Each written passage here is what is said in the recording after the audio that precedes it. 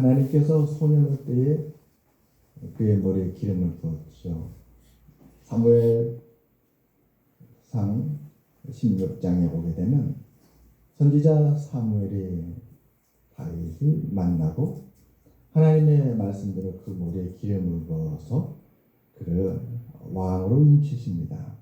그러나 그가 기름 부음 받았다고 해서 바로 왕이 된 것은 아니었습니다. 하나님은 미리 기름을 부으셨죠. 그래서 이 소년을 하나님께서 강하고 담대하게 붙들어 주신 것입니다. 왕이 될 수 있도록 그를 준비시키기 위해서 미리 기름 부으사 그를 지키시고 인도해 주신 것이었습니다. 그러면 그가 언제 왕이 되었는가? 다윗이 왕이 되기 위해서는 조건이 하나 있습니다. 그것은 사울 왕이 그 왕의 짐을 다 벗어버려야 됩니다. 사울 왕이 그 역할을 끝내고 이제 다윗이 그 역할을 대신할 때가 되어야 왕이 될 수 있었습니다. 그런데 사울 왕은 하나님의 뜻을 따르지 않았습니다. 하나님께서 기름 부은 소년 다윗인데 사울은 이를 반대하였고 도리어 다윗을 죽이려 했습니다. 그래서 다윗은 그 이후로 7년간의 핍박을 받았습니다. 사울 왕이 7년 동안 다윗을 죽이려 하는 때에 다윗은 피해다닌 것이죠. 사울 왕은 하나님께서 자신을 패하고 저 소년 다윗을 자신을 이을 왕으로 택하였다는 것을 알고 그 다윗을 죽이려 했던 것이었습니다. 다윗은 참 순전하고 또 진심으로 하나님을 섬겼던 소년이었습니다. 그래서 그는 사울이 그토록 그를 죽이려 하였지만 모든 것을 다 참고 하나님께 뜻에 맡겼습니다. 그러자 놀라운 일이 벌어졌죠. 그렇게 기세등등하고 강했던 사울은 점점 그 기세가 꺾이고 오랜 핍박 후에 블레셋과의 전쟁에서 죽고 맙니다. 다윗은 하나님의 뜻을 따랐기 때문에 사울을 대적하지 않았어요. 그러나 블레셋은 하나님을 믿지 않는 이들이기 때문에 사울을 대적합니다. 그런데 놀랍게도 하나님의 사울과 함께하지 아니하시니까 그토록 하나님을 대적하던 블레셋이 기세가 등등하여서 전쟁에서 사울의 군대를 꺾고 결국은 사울은 그 패배를 눈앞에 보며 스스로 자결을 하게 됩니다. 그래서 사울의 시대가 끝나고 말았습니다. 사울은 그의 아들들과 함께 전쟁터에서 죽게 되었습니다. 그러자 이제 때가 되자 하나님은 그 나이 어린 다윗에게 말씀합니다. 다윗아, 유다로 올라가라.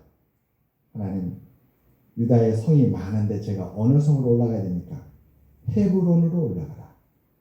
그래서 다윗이 헤브론에 가자 온 유다 사람들은 다윗을 찾아와 그를 유다의 왕으로 세우게 됩니다. 어린 소년이 사울에게 핍박을 받을 때 힘이 약하였지만 그러나 그 고난의 시간들을 잘 견디고 하나님의 뜻을 놓지 않고 꼭 쥐고 있으니까 하나님께 때를 만들어 주신 거예요. 그를 핍박하던 사울은 하나님이 떠나게 했습니다. 그리고 나자 온 유다 사람들은 다윗을 찾아온 거예요. 제발. 그리고 다윗을 유다의 왕으로 세웠습니다. 사무엘하 2장 4절은 이렇게 이때 일을 증가합니다. 유다 사람들이 와서 거기서 다윗에게 기름을 부어 유다 족속의 왕으로 삼았더라. 여러분, 하나님의 말씀을 우리가 쭉 따라가면 우리의 삶이 풀립니다. 그것은 살아있는 역사이고 산 증거이기 때문에 이를 통해서 우리의 삶이 풀립니다.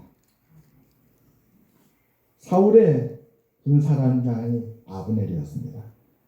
사울이 죽고 나자 사울 집안의 군사령관 아브넬은 사울의 아들 이스보셋을 사울의 뒤를 이어 왕으로 세웁니다. 그래서 어떤 일이 벌어졌는가? 다윗을 왕으로 세운 유다를 지휘한 온 이스라엘은 다 사울의 아들 이스보셋 편에 섭니다. 그래서 사울의 집과 다윗의 집이 오랜 동안 전쟁을 하게 됩니다. 그 전쟁은 2년 이상 지속되었습니다. 아직 다윗에 가는 길이 다 끝까지 가지 않았어요. 그는 원래 유다 지파인데 이제 유다 지파의 왕은 됐어요. 그러나 온 이스라엘의 왕이 되지는 못했습니다. 거기까지는 아직도 길이 남아있어요.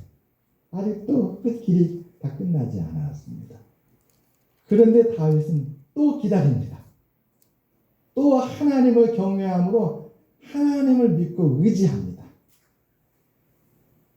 아브넬이라는 사울의 군대 장관이 사울의 아들 이스보셋을 왕으로 세우고 사울의 편을 다 끌어모은 거예요. 그 편의 세력이 상당했습니다. 그러니까 전쟁이 2년이 지나도 끝나지 않는 거예요. 그런데 그 결과는 어떻게 되는가? 참 놀랍습니다. 아브넬은 다윗의 군대 장관 요압의 손에 의해서 죽습니다. 사울의 아들 이스보셋은 어떻게 됐는가? 사울의 아들 이스보셋이 의지하던 군대 장관이 죽음을 당하자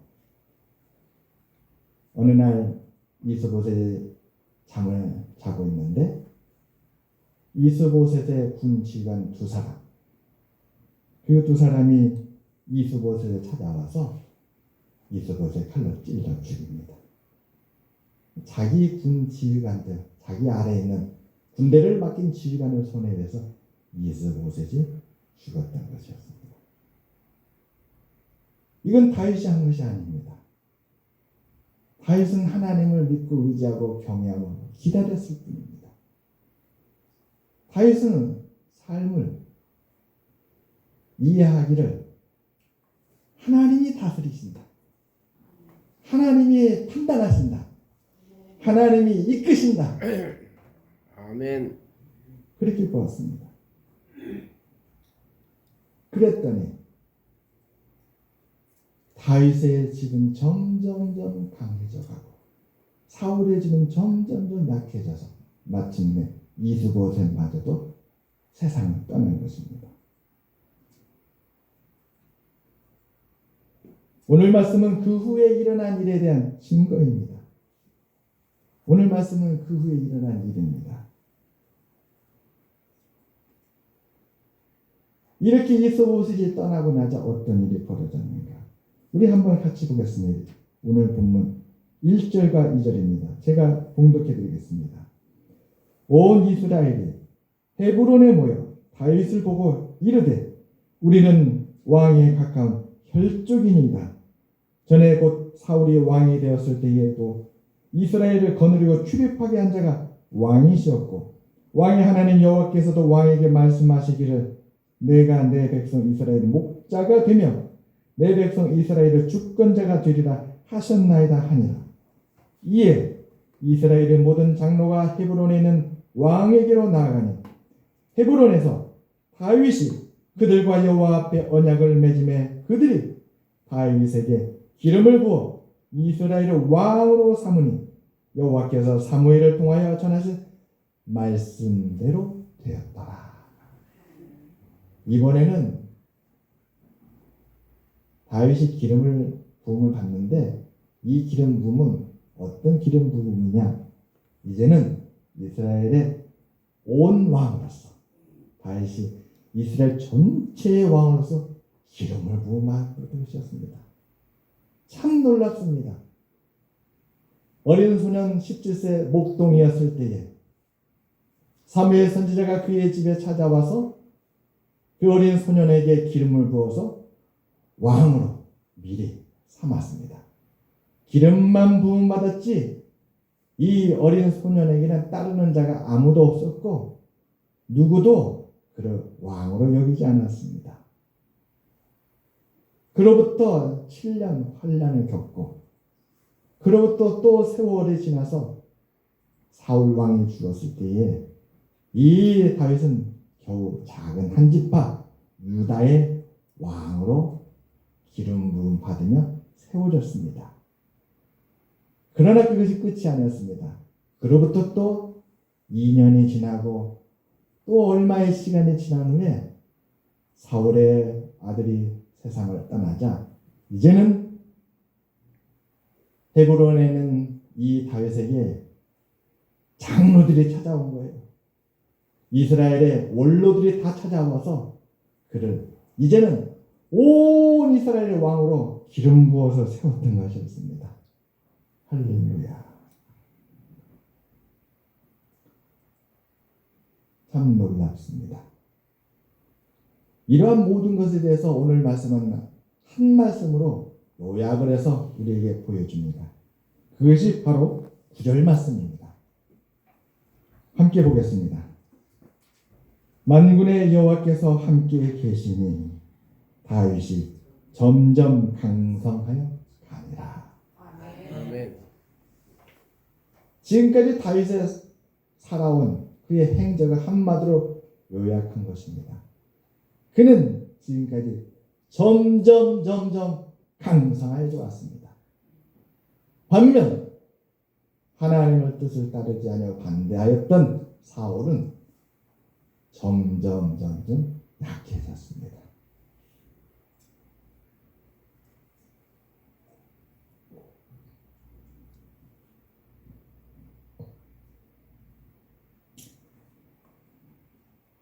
어떻게 해서 이러한 일이 역사 속에 일어날 수 있었을까요? 우리가 성경 릴레이를 지금까지 해옵니다. 사무엘서, 열왕기서, 또 역대기를 이르렀습니다. 우리가 지나온 그 발자취를 성경의 발자취를 돌아가 보면 어떻게 이런 일이 일어나게 되는지 두 가지로 우리가 가닥을 잡을 수 있습니다. 첫째는 방향이 중요했습니다. 방향이. 어느 방향을 향하느냐. 이것이 참 중요했어요. 점점 강해지는 것과 점점 약해지는 것에 가장 큰 역할을 한 첫 번째는 방향이었습니다. 다윗은 여호와의 말씀을 향해서 방향을 잡고 그 방향으로 나아갔던 것입니다. 반면에 사울은 여호와께서 말씀하신 방향을 거부했습니다. 받아들이지 않았습니다. 이처럼 서로 반대 방향으로 갔던 두 사람은 결국 반대의 결과에 이른 것입니다. 하나님께서는 옛적에 이런 일을 미리 말씀하셨습니다. 모세를 통해서 하나님은 신명기에 이렇게 말씀했습니다. 신명기 11장 8절입니다. 그러므로 너희는 내가 오늘 너희에게 명하는 모든 명령을 지키라. 그리하면 너희가 강성할 것이요 너희가 건너가 차지할 땅에 들어가서 그것을 차지할 것이라. 신명기 11장 8절에 있는 말씀입니다. 어떻게 해야 강성해질 것인가? 어떻게 해야 지금보다 장래에 더 하나님의 축복에 이르게 될 것인가? 사랑하는 여러분, 하나님은 우리 한 사람 한 사람 다 사랑하십니다. 아까 우리 김가진 지사님 기도하실 때에 이 자리라는 그 단어가 저는 마음에 확 들어왔어요. 저도 오늘 예배를 위해서 기도할 때 하나님께 그렇게 기도했거든요. 하나님, 이 예배의 자리 우리 모두가 하나님께 영광을 드리고 경배하며 하나님을 위한 자리가 되고 싶습니다. 말씀도 하나님을 위한 말씀이고 찬송도 하나님을 위한 말씀이고 모든 것이 하나님을 위한 것이 되기를 원합니다. 하나님 받아주시옵고 부족하고 연약한 저희들을 길을 잃지 아니하고 복된 삶을 살아갈 수 있도록 인도해 주시옵소서. 이것이 저의 기도였습니다.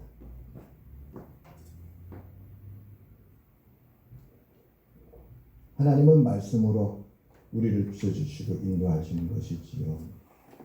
다윗과 사울을 성경을 통해서 보게 해주신 것입니다. 짧은 부분만 보면 보이지 않지요. 넓게 보면 이제 보이기 시작합니다. 우리가 사무엘서 열왕기에서 역대기 이르렀습니다. 우리는 지난 시간 다윗의 생애를 다 보았습니다. 사울의 생애도 다 보았습니다. 그들의 생애가 왜 한 사람은 점점 약해졌고 왜 한 사람은 점점 강해졌는가? 신명기 말씀을 그대로 보여주고 있는 것입니다. 다윗은 하나님의 뜻을 따라서 한 길을 갔습니다. 기세등등한 사울이 그토록 죽이려 했을 때도 그 분노, 복수심 이걸 잘 눌렀습니다. 내가 어찌 하나님의 뜻을 떠나서 비록 원수일지라도 하나님께서 다스리시는 하나님의 판단하는 이 일에 내가 판단할 수 있겠느냐 하고 물러섰습니다. 그리고 지켜보았습니다. 하나님께서 어떻게 하실지를. 많은 사람들이 다윗을 찾아와서 다윗의 편이 됐습니다. 그러나 그럴지라도 모든 판단을 하나님의 판단을 따랐습니다. 아직은 때가 아니라 믿었습니다. 왜냐하면 하나님의 말씀 임하지 않았기 때문에. 너의 행사를 여호와께 맡겨라. 그리하면 너의 경영하는 것이 이루어지리라. 아멘. 모든 걸 맡겼어요. 그러자 하나님이 다 교통절이라고 처리되었습니다. 오늘 말씀에 보니 이스라엘 온 백성들이 이제는 인정하게 된 거예요. 그간의 행적을 다 바라보면서 과연 이 다윗은 하나님의 기름 부음이 맞도다. 하나님께서 17살 소년 때 기름 부어서 그를 왕으로 세웠는데 사울이 이를 받아들이지 않았었고 이스라엘이 받아들이지 않았었고 오늘 말씀에 보면 기브온 거민들이 또 받아들이지 않았습니다. 그런데 사람들은 반대하고 받아들이지 않는데 이루어진 일을 보면 사람들의 뜻과 의지대로 되지를 않는 거예요. 하나님의 말씀대로 되는 것입니다. 아멘. 오늘 말씀이 그렇게 되어 있잖아요. 그들이 스스로 고백합니다. 그들이 다윗에게 기름을 부어 이스라엘을 왕으로 삼으니 여호와께서 사무엘을 통하여 전하신 말씀대로 되었더라. 아멘. 그래요.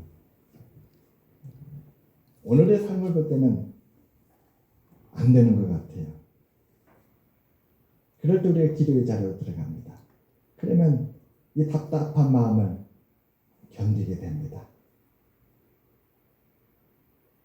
나의 이 애타는 마음이 예배의 자리로 들어가서 여호와의 말씀을 들으면 다윗도 그랬구나. 어쩌면 나하고 비슷할까. 나도 참으로 바꾸고 싶었고 내 마음에 일어나는 이 격동, 흔들리는 폭풍 같은 이 감정대로 그 생각대로 하고 싶었는데 다윗은 그것을 신앙으로 잘 견디고 기다렸더니 이렇게 하나님이 이루시는구나 확신이 드는 것이죠. 그러면 이 확신은 우리한테 어떻게 합니까? 우리라도 멈추어 서게 하고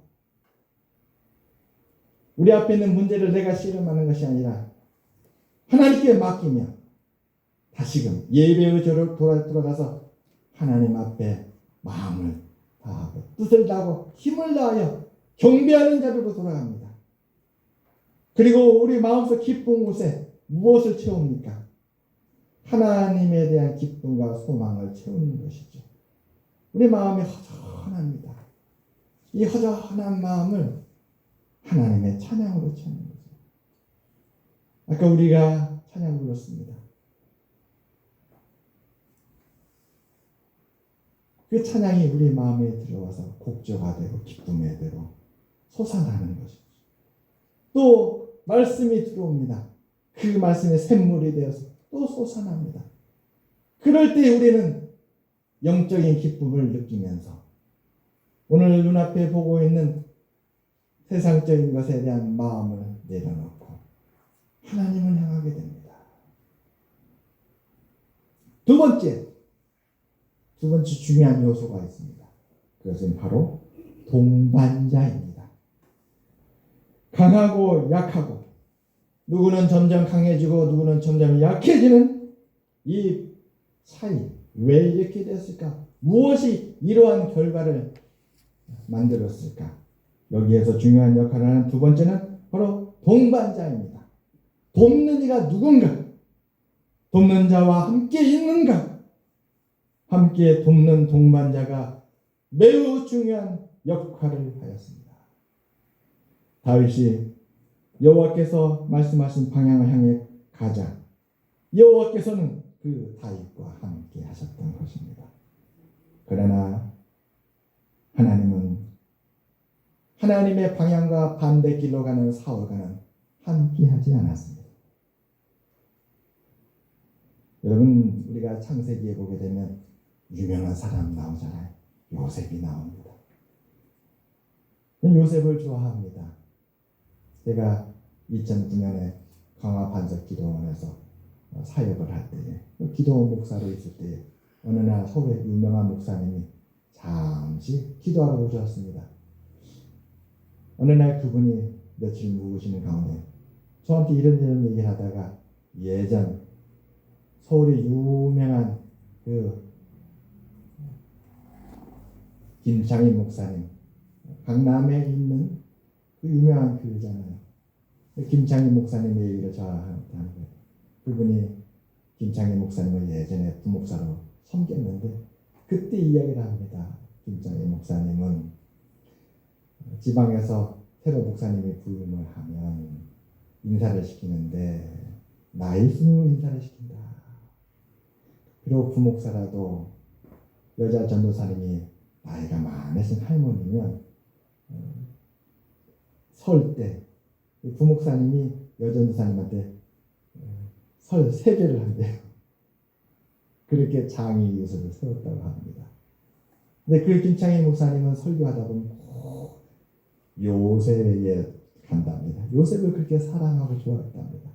어떤 이야기를 들고 설교하더라도 나중에 요셉으로 돌아간다고 그 요셉을 저한테 얘기하는 거예요. 그래서 그때부터 저도 요셉을 유심히 바라보았습니다. 창세기 39장 2절과 3절에 요셉에 대해 이렇게 말씀합니다. 여호와께서 요셉과 함께 하시므로 그가 형통한 자가 되어 그의 주인 애굽 사람의 집에 있으니 그의 주인이 여호와께서 그와 함께 하심을 보며 또 여호와께서 그의 범사에 형통하게 하심을 봤더라. 하나님이 요셉의 동반자가 되었습니다. 오늘은 하나님이 다윗의 동반자가 되었습니다. 사랑하는 여러분, 하나님께서 여러분 모두의 동반자가 되시기를 주님의 이름으로 축원합니다. 아멘. 시편 112편 1절과 6절에 있는 말씀입니다. 할렐루야. 여호와를 경외하며 그의 계명을 크게 즐거워하는 자는 복이 있도다. 그의 후손이 땅에서 강성하며 정직한 자들의 후손에게 복이 있으리로다. 부와 재물이 그의 집에 있으며 그의 공의가 영구히 서 있으리로다. 정직한 자들에게는 흑암 중에 빛이 일어나나니 그는 자비롭고 긍휼이 많으며 의로운 이로다. 은혜를 베풀며 꾸어주는 자는 잘 되나니 그 일을 정의로 행하리로다. 그는 영원히 흔들리지 아니하며 의인은 영원히 기억되리로다. 아멘. 네. 오늘 이 귀한 예배의 자리가 우리의 삶의 방향을 하나님께로 정하고 또한 우리의 삶의 가장 힘이 되는 동반자가 하나님이 되시며 그리하여서 하나님께서 이 예배를 통해서 우리 모두를 하나님을 향하고 하나님과 함께하는 삶으로 인도해 주실 줄 믿습니다. 아멘.